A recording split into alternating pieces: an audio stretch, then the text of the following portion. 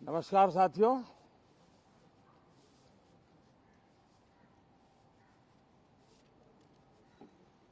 कल राष्ट्रपति जी का उद्बोधन 140 करोड़ देशवासियों के आत्मविश्वास की अभिव्यक्ति था।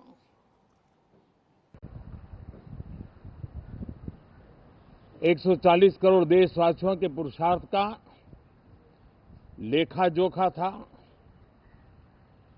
और 140 करोड़ देशवासी और उसमें भी ज्यादातर युवा उनके एस्पिरेशंस को रेखांकित करने का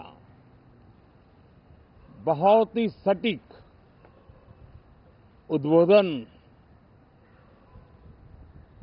सभी सांसदों के लिए कई मार्गदर्शक बातें भी कल आदरणीय राष्ट्रपति जी ने सदन में सबके सामने रखी है। सत्र के प्रारंभ में ही और 2026 के प्रारंभ में ही आदरणीय राष्ट्रपति जी ने सांसदों से जो अपेक्षाएं व्यक्त की हैं,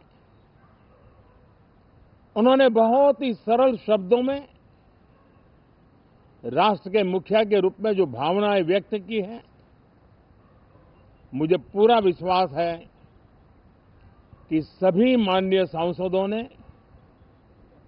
उसको गंभीरता से लिया ही होगा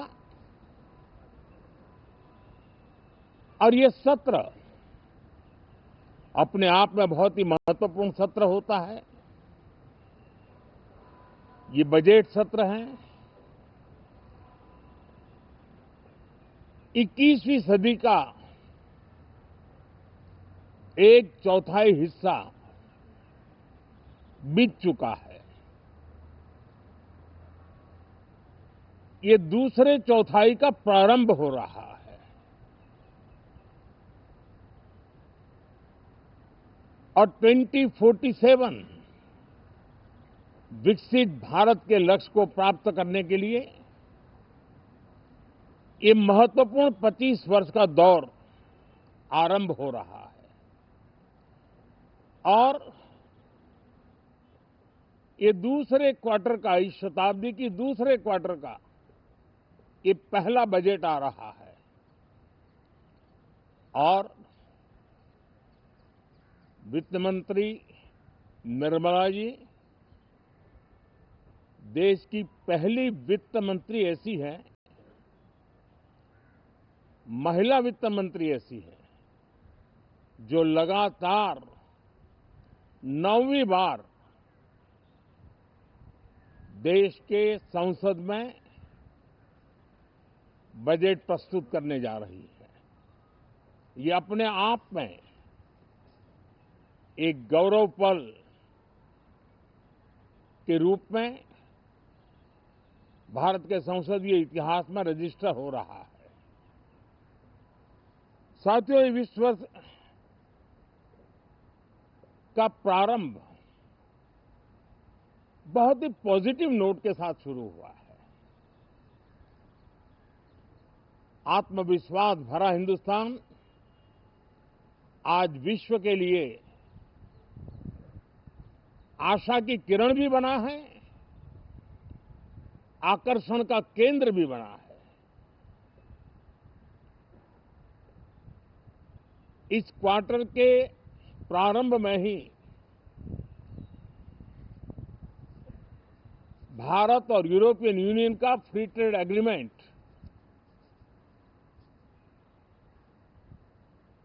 आने वाली दिशाएं कितनी उज्जवल है,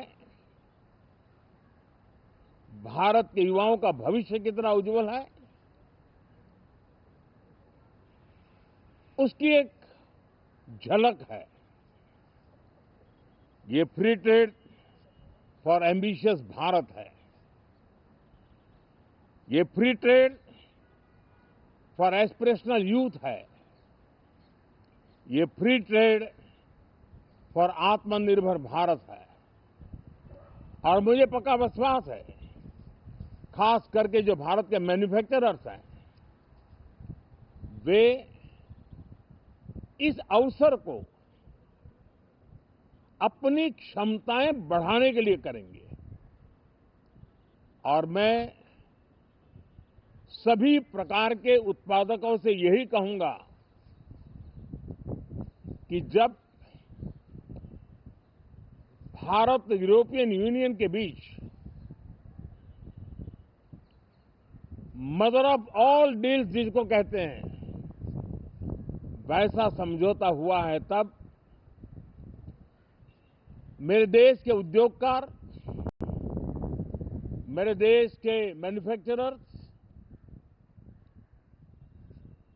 अब तो बहुत बड़ा बाजार खुल गया, अब बहुत सस्ते में हमारा माल पहुंच जाएगा, इतने भाव से वो बैठे न रहे। ये एक अवसर है और इस अवसर का सबसे पहला मंत्र ये होता है कि हम क्वालिटी पर बल दें। हम अब जब बाजार खुल गया है तो उत्तम से उत्तम क्वालिटी लेकर के बाजार में जाएं, और अगर उत्तम से उत्तम क्वालिटी लेकर के जाते हैं तो हम यूरोपियन यूनियन के 27 देशों के खरीदारों के पैसे ही कमाते तो नहीं, क्वालिटी के कारण से हम उनका दिल जीत लेते हैं और वो लंबे अरसे तक प्रभाव रहता है, उसका दशकों तक उसका प्रभाव रहता है। कंपनियों का ब्रांड देश के ब्रांड के साथ नए गौरव को प्रस्थापित कर देता है और इसलिए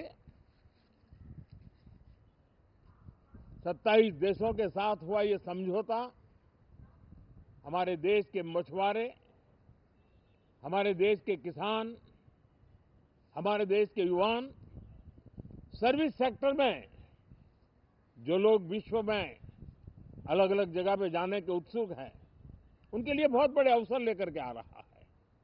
और मुझे पक्का विश्वास है, एक प्रकार से कॉन्फिडेंट, कॉम्पिटिटिव और प्रोडक्टिव भारत की दिशा में ये बहुत बड़ा कदम है। साथियों,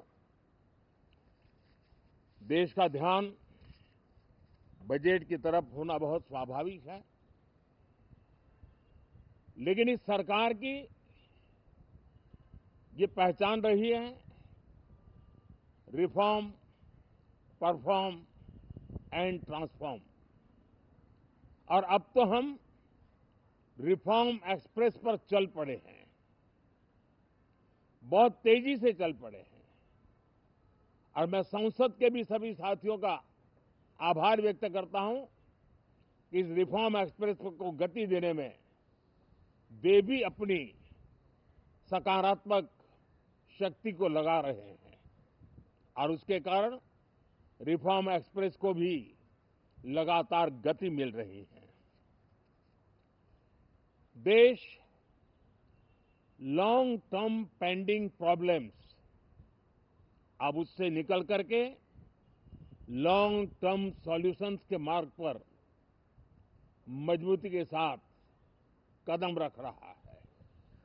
और जब लॉन्ग टर्म सॉल्यूशंस होते हैं तब प्रेडिक्टेबिलिटी होती है, जो विश्व में एक भरोसा पैदा करती है।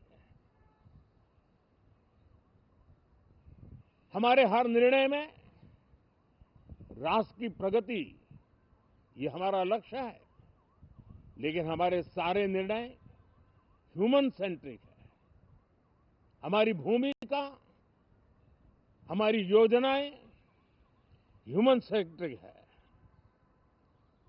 हम टेक्नोलॉजी के साथ स्पर्धा भी करेंगे, हम टेक्नोलॉजी को आत्मसात भी करेंगे, हम टेक्नोलॉजी के सामर्थ्य को स्वीकार भी करेंगे, लेकिन उसके साथ साथ हम मानव केंद्रीय व्यवस्था को जरा भी कम नहीं आंकेंगे।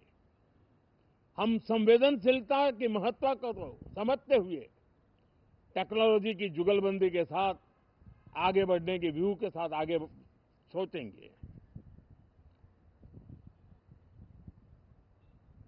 जो हमारे टीकाकार रहते हैं साथी, हमारे प्रति पसंद नापसंद का रवैया रहता है और लोकतंत्र में बहुत स्वाभाविक है। लेकिन एक बात हर कोई कहता है कि सरकार ने लास्ट माइल डिलीवरी पर बल दिया है। योजना फाइलों तक नहीं, लाइव तक पहुंचाने का प्रयास रहता है और यही हमारी जो परंपरा है उसको हम आने वाले दिनों में रिफॉर्म एक्सप्रेस में नेक्स्ट जनरेशन रिफॉर्म के साथ आगे बढ़ाने हैं। भारत की डेमोक्रेसी और भारत की डेमोग्राफी आज दुनिया के लिए एक बहुत बड़ी उम्मीद है। तब इस लोकतंत्र के मंदिर में हम विश्व समुदाय को भी कोई संदेश दें हमारे सामर्थ्य का, हमारे लोकतंत्र के प्रति समर्पण का, लोकतंत्र की प्रक्रिया के द्वारा हुए निर्णयों का सम्मान करने का ये अवसर है और विश्व इसको जरूर स्वागत भी करता है, स्वीकार भी करता है।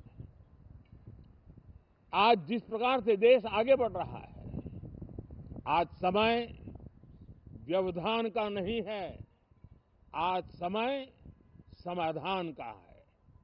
आज प्राथमिकता व्यवधान नहीं है, आज प्राथमिकता समाधान है।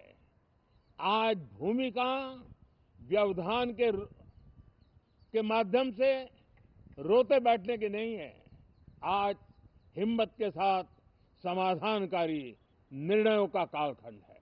मैं सभी माननीय सांसदों से आग्रह करूंगा कि वे आएं, राष्ट्र के लिए आवश्यक समाधानों के दौर को हम गति दें, निर्णयों को हम शक्ति दें और लास्ट माइल डिलीवरी में हम सफलतापूर्वक आगे बढ़ें। साथियों, आप सबका बहुत बहुत धन्यवाद, बहुत बहुत शुभकामनाएं।